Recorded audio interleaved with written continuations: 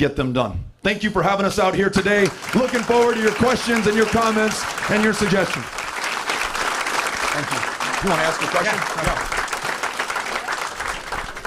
Beto, what is your plan to revitalize our rural communities? The question is, what is our plan to revitalize rural communities? We've been doing a lot of listening to rural communities, learning from rural communities, being inspired by the leadership that we see in rural communities.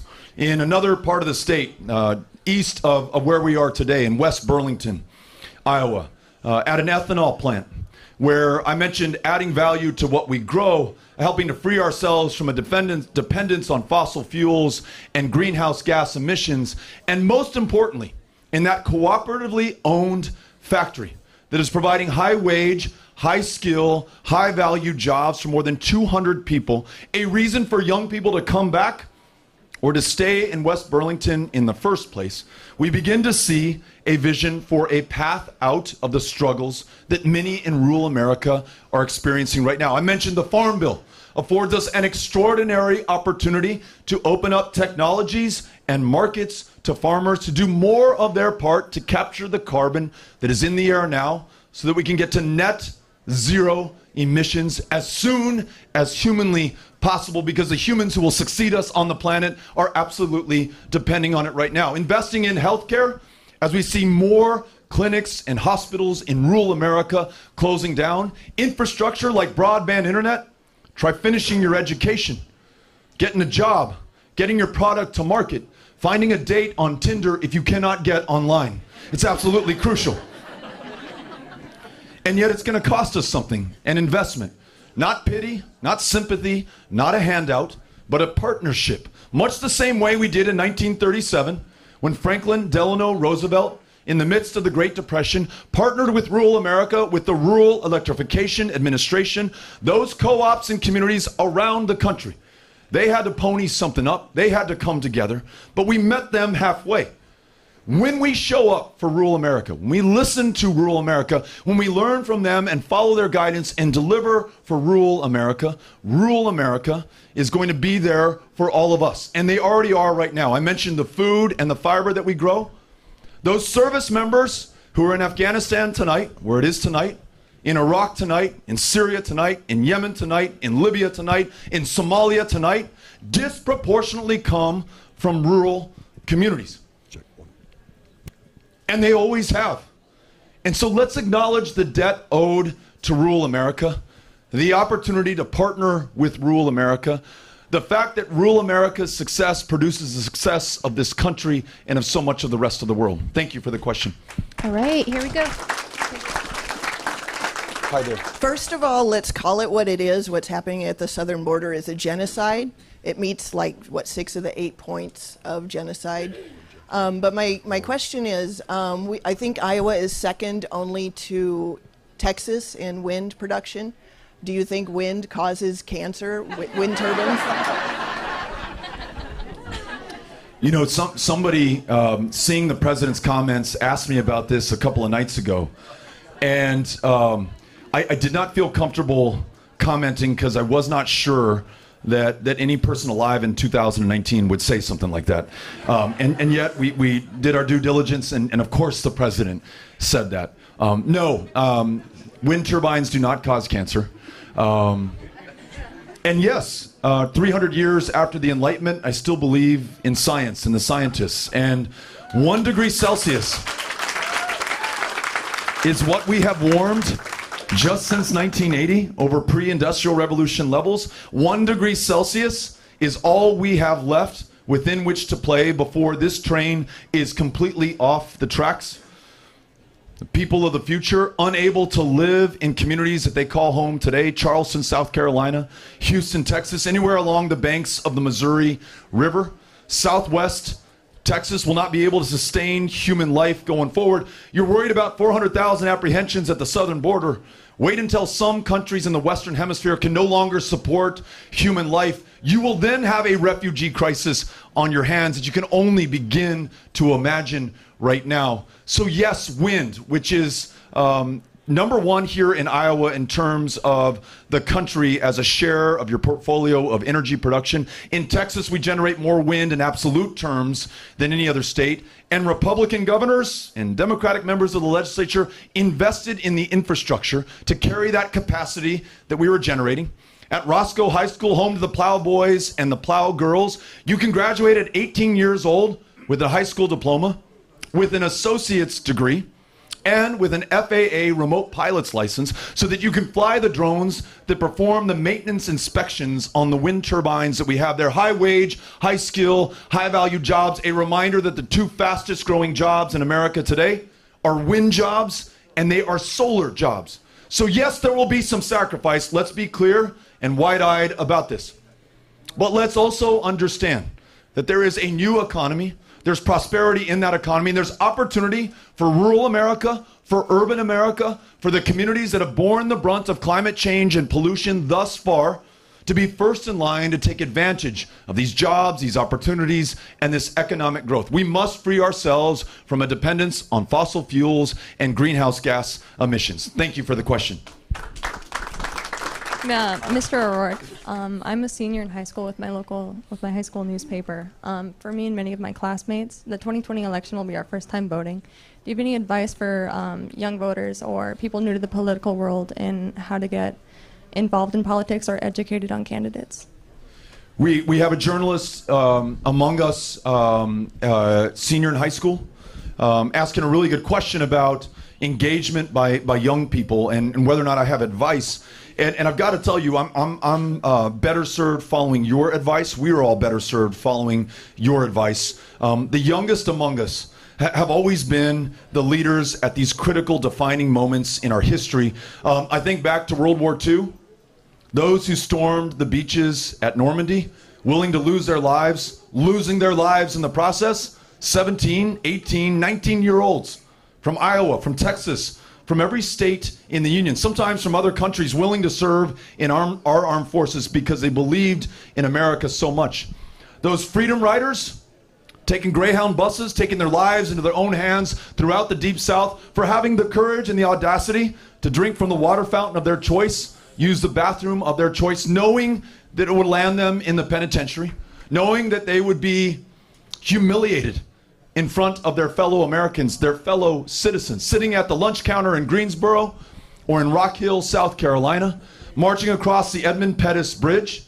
Many of those young men and women lost their lives, were willing to sacrifice their lives to purchase civil rights and freedom for all of our lives. And so these issues today, whether it's gun violence that claims more than 30,000 lives in this country every year, unlike any other developed country on this planet, it is young people who are forcing the change. Climate change, it is young people who are forcing us to accept our responsibilities at a moment that we still can. Healthcare for all, it is young people leading the charge. And in Texas, the transformation that we just saw in our democracy and in our politics, where we came within 2.6 percentage points of defeating Ted Cruz, but more importantly, 2 new members of Congress, both Democrats, who now sit in seats long held by Republicans, 17 African American women who won elections to judicial positions of power in Houston, Texas. That was led by young people. 500% voter turnout increase amongst young people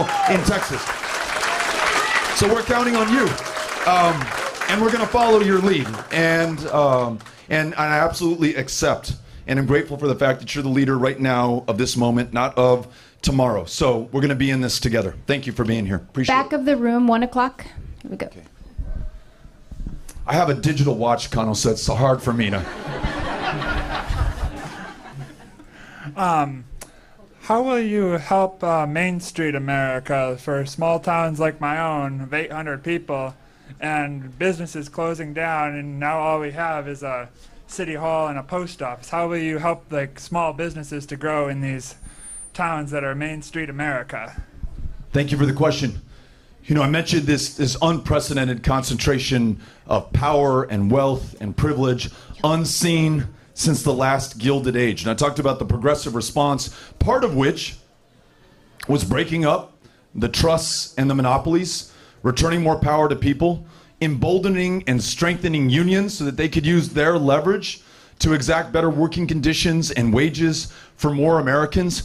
We fast forwarded to the generation of FDR and the public works programs, the Conservation Corps, the Rural Electrification Administration, investing in people, investing in communities, and ensuring that corporations and trusts and monopolies did not become too powerful. And when they had, breaking up that power. I think this moment calls for similarly bold measures. At a time that you've seen a concentration in corporate power, perhaps the best display of their capture and corruption of our institutions was 2 years ago, a $2 trillion tax bill. At a time that they're sitting on record profits, took their tax rate from 35% to 21%. The majority of those benefits flowed to corporations and to the already wealthy in this country. Those people, the future, to whom I keep referring, they will not be able to believe it. At a time that you were $21 trillion in debt, when you had $4 trillion in outstanding infrastructure needs, when millions of Americans could not get health care, your answer to that was a tax cut to the wealthiest and to corporations. And in the same time that we've seen corporate consolidation, we've seen a reduction in dynamism in small businesses. Let me give you a statistic. Almost half of returning GIs from World War II started a small business. Car repair shop, grocery, restaurant, whatever it was, they came back and found opportunity in this country. The post 9/11 GI Bill beneficiaries, some perhaps in this room, those returning from the wars of 9/11, 4% of them have started a small business, have been able to build wealth and opportunity for others in their community, including other veterans. So breaking up the power of corporations, one of the ways that we do it is we don't accept a single dime of political action committee money, no corporate help, and no lobbyist support. We should make sure that we overturn Citizens United, which equated corporations with people and money with speech, and allowed corporations to have this kind of stranglehold on our democracy and on our economy. More access to capital, especially for communities whose independent banks have closed up or have been consolidated or consumed in larger financial institutions, and especially for communities that have been denied capital historically. If you think about Black America and the Jim Crow laws and the effects of segregation and redlining that prevented some from being able to get a home loan in the first place, which is one of the best ways to build wealth and pass it on in the United States of America, to produce a seed capital for that small business that you want to start.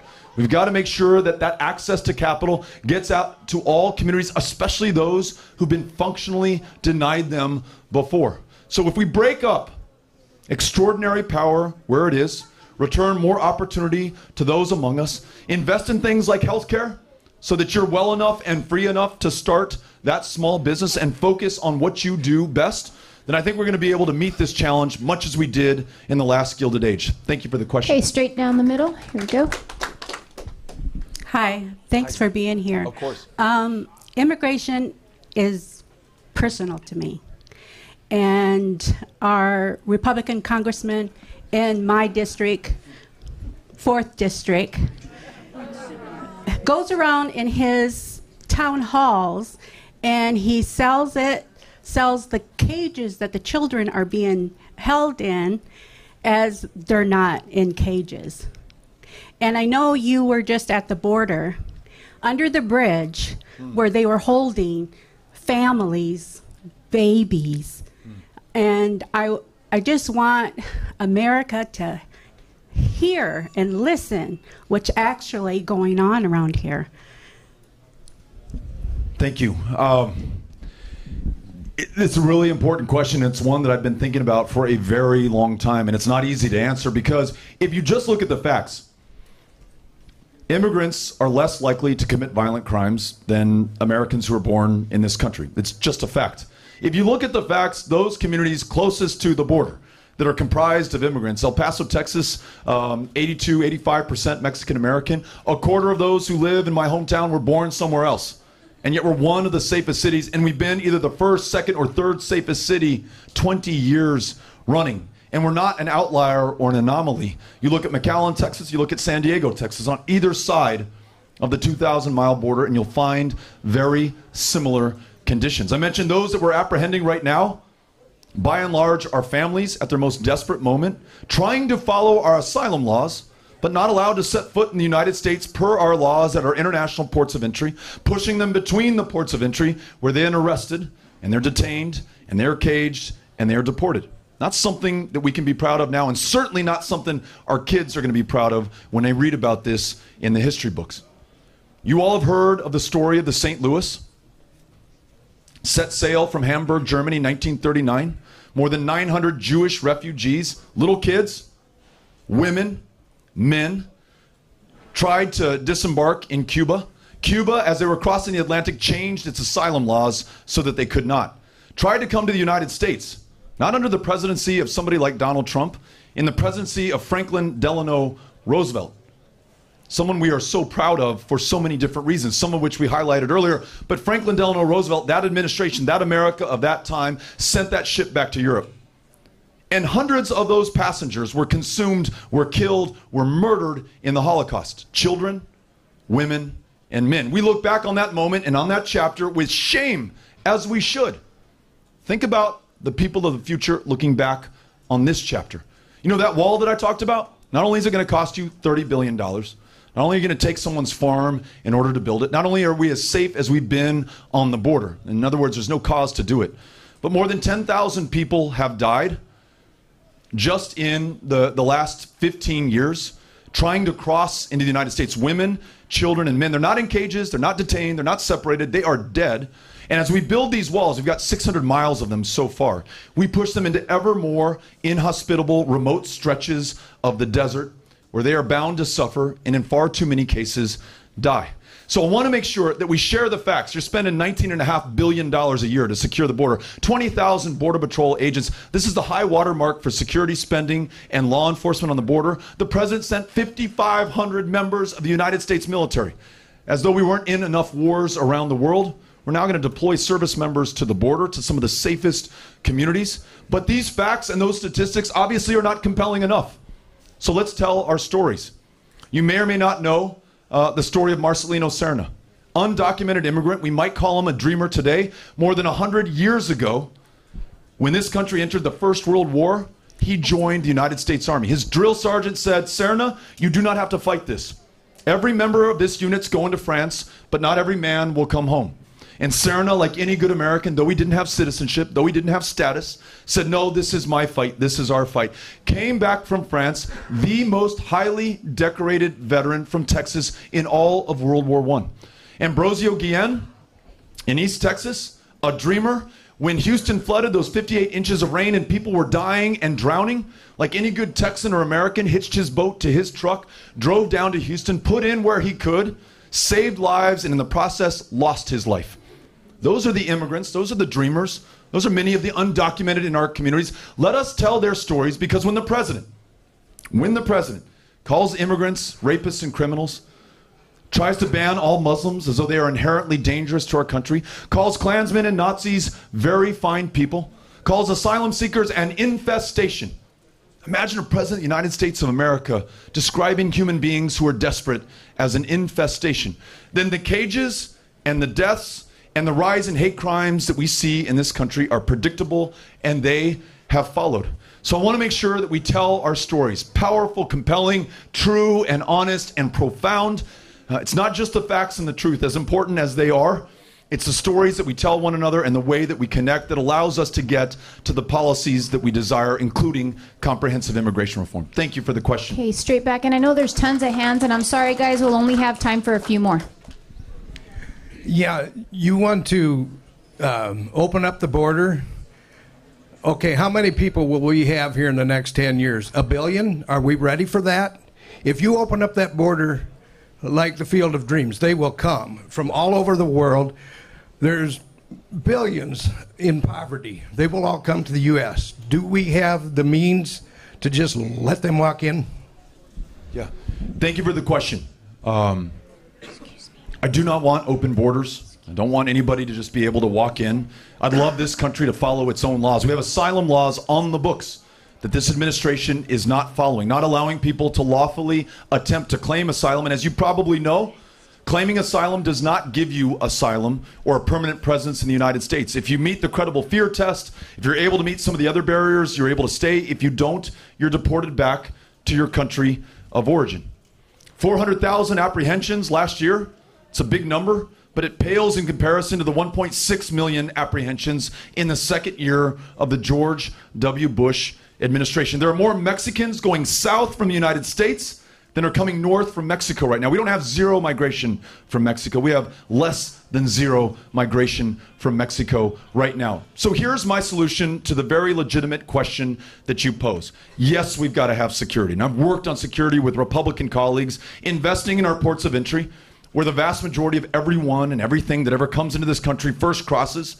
Knowing who they are and what they bring demonstrably makes us safer. I'm for comprehensive immigration reform. Having people come out of the shadows, get right and register with their government, that makes us safer. We now know who is in our communities. And then this, we can either meet those Central Americans at our front door, as we have been doing in this administration and in the last, with open arms or with a wall, or we can go to Central America and try to address the root cause of their outmigration and this flow of refugees. Investing in those countries at a time that the president wants to zero out $500 million in aid for those three countries. We need something akin to a Marshall Plan that allows them to rebuild their civil society, their institutions, their rule of law, so that they can stay at home and rebuild their economy. If we fail to do that, then we should expect them to continue to come to this country. And I guarantee you they will. No wall, no militarization, no inhumane policies will keep them out. This current administration is case in point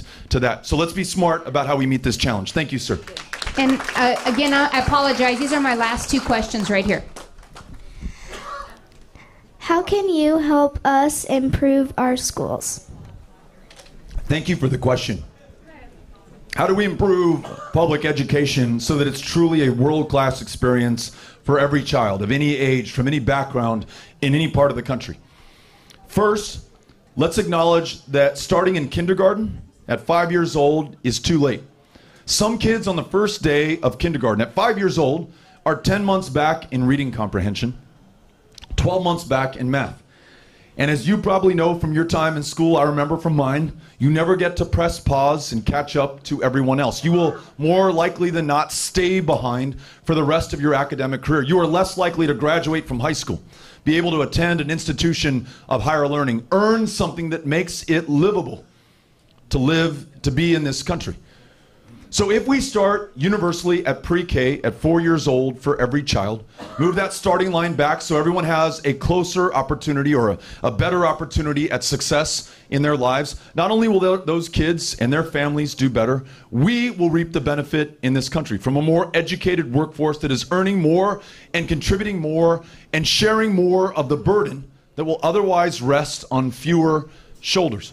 Let's pay teachers and educators a living wage. They shouldn't be working 2 or 3 jobs. I want them only working 1 job.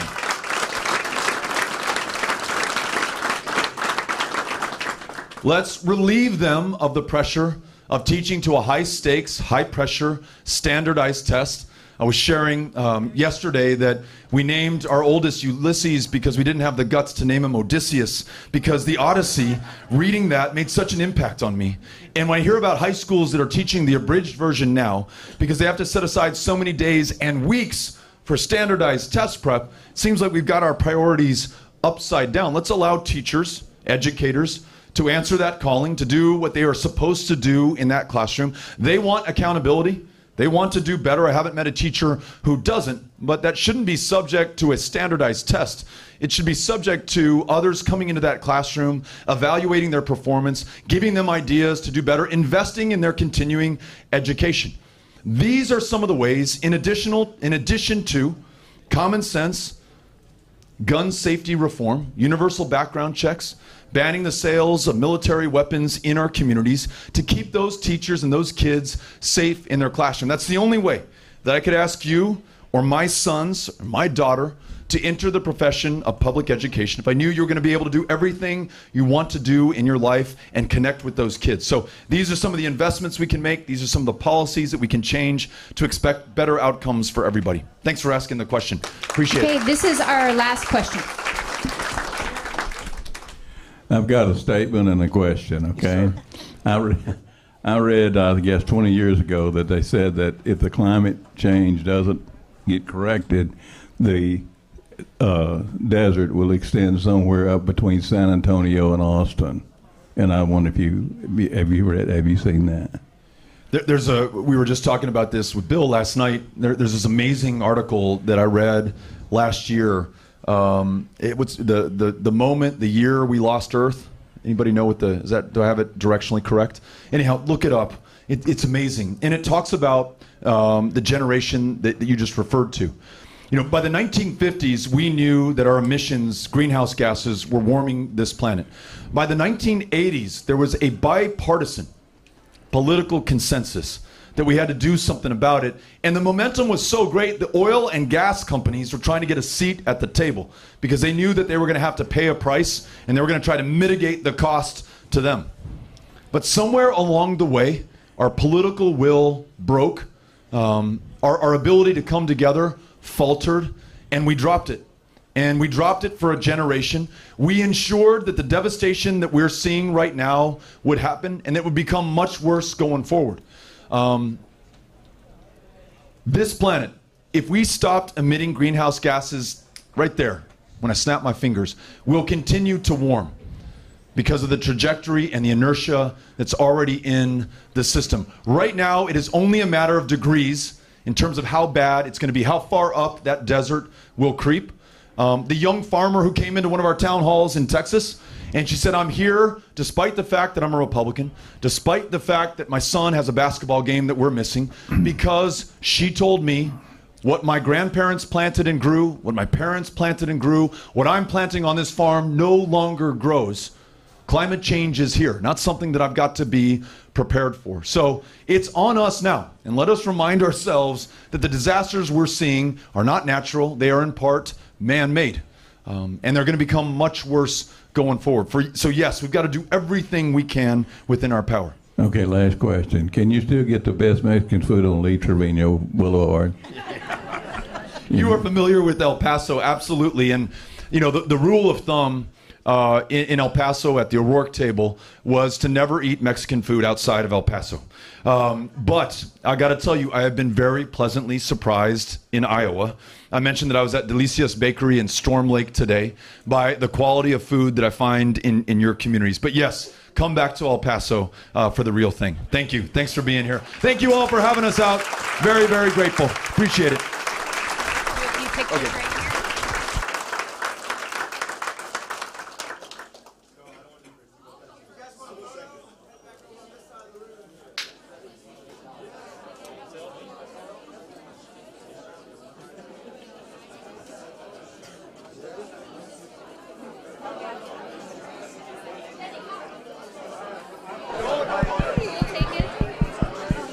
Okay, so we have about 15 minutes to get to everybody, so if you have your phones ready, and then we're just going to do a quick picture really quick. Yeah, here we go. Yes.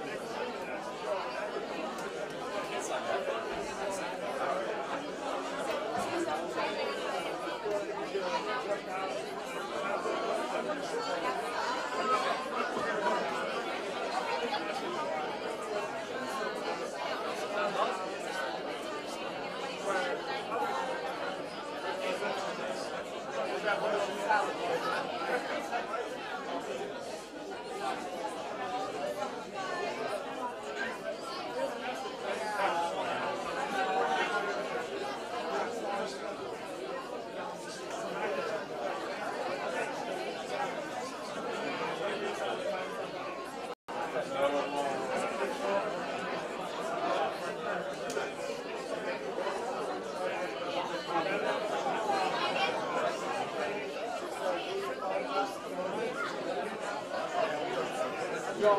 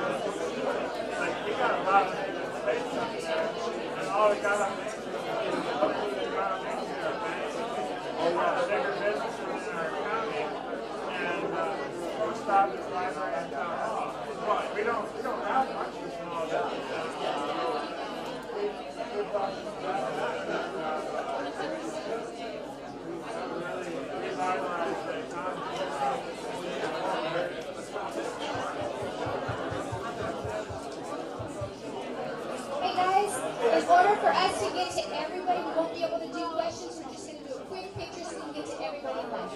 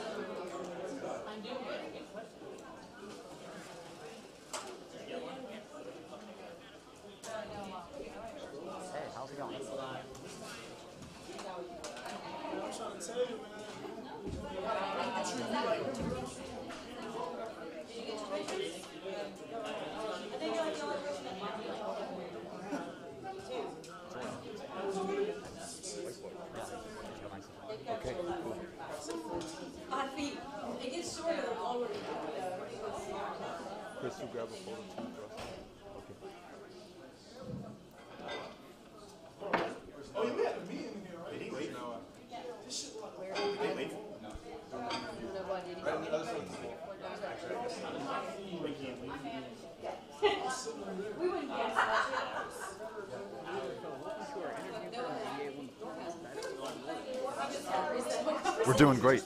Just got to have a great town hall meeting here. A lot of great questions, a lot of great encouragement.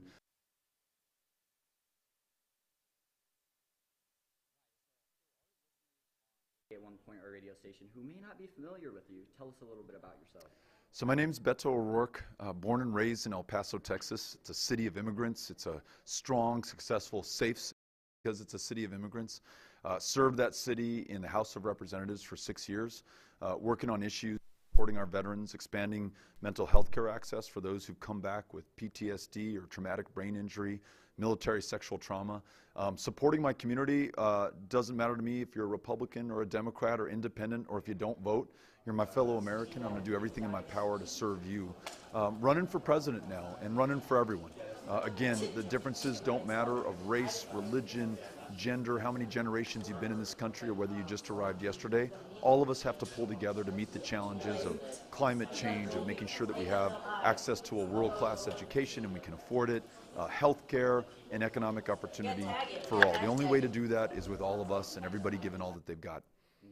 So, is there a career-defining moment for you as a political candidate that has really shaped you as a politician, that really drives you forward? It's a really great question.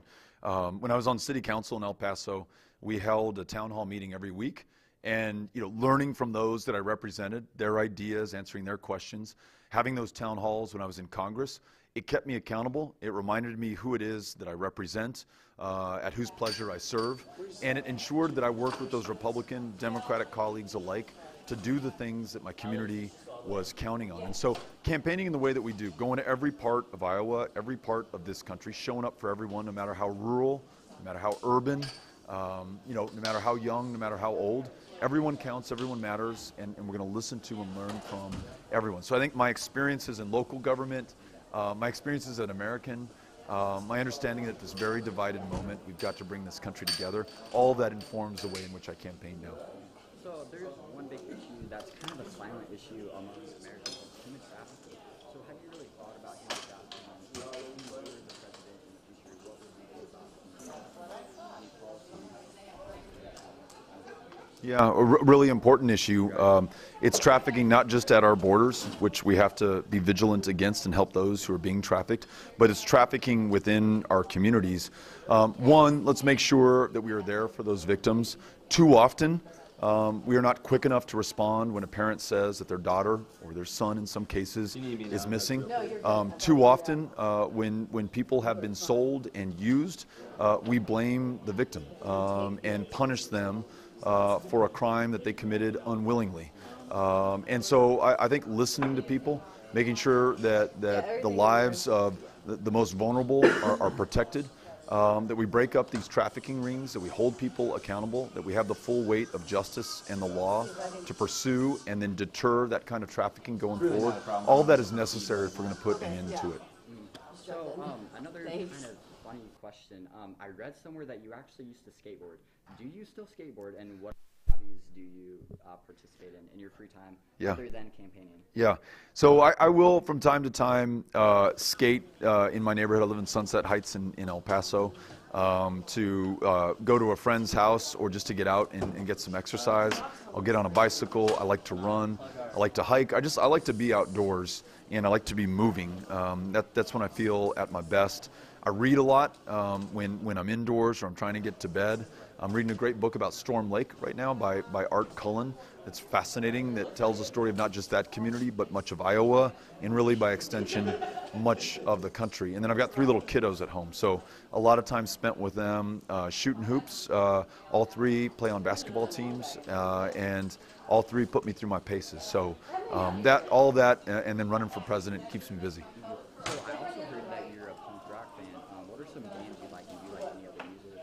Frequently, do you go to concerts? Yeah. They called The Clash the only band that matters.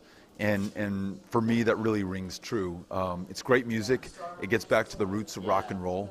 But it also talks about important issues of justice and just something that really resonates to me. So I love The Clash. I love the DC bands that came out of Discord Records. I love a lot of the LA punk rock, X, and other bands that came out of that. I love El Paso at the Drive-In, Mars Volta. The Rhythm Pigs. So there's a lot of great punk rock from all over the country, and I'm constantly discovering new local bands who really make a difference. On healthcare, I didn't mark one of the boxes. Does it matter to any term of healthcare? The goal is guaranteed high-quality universal health care for everyone. So let's begin by ensuring that you can afford your prescriptions, bringing the cost of premiums and the size of deductibles down, expanding Medicaid in states that have failed to do it or have unsuccessfully done it, like here in Iowa where we privatized it. And then let's ensure through a program that some have called Medicare for America that you can choose to enroll in Medicare, or if you have employer-sponsored insurance, you can stay in that as well. Do what's best for yourself and your family, but guarantee that you can see a doctor, get mental health care help, take your child to a therapist, afford your prescriptions. That's the path that I'd like to take. Okay, so we're going to wrap this interview up here on 88 On The Point. Thank you, Beto, for joining us. Thank you. Time out of your very busy day to have this interview. Happy to. I'm very grateful for the opportunity. Thanks. Appreciate it. Yeah.